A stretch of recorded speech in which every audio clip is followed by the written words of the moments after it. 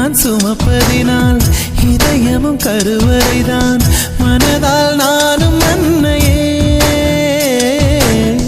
மறவேன் என்றும் உன்னையே. நான் பாலைவனத்தில் விதை போல், நீ பருவம் தந்த மழை போல், என் காதல் செடியில் பூவும் பூத்ததே. உன் விழி திறந்திருந்தால் விடியலி தேவையில்லை.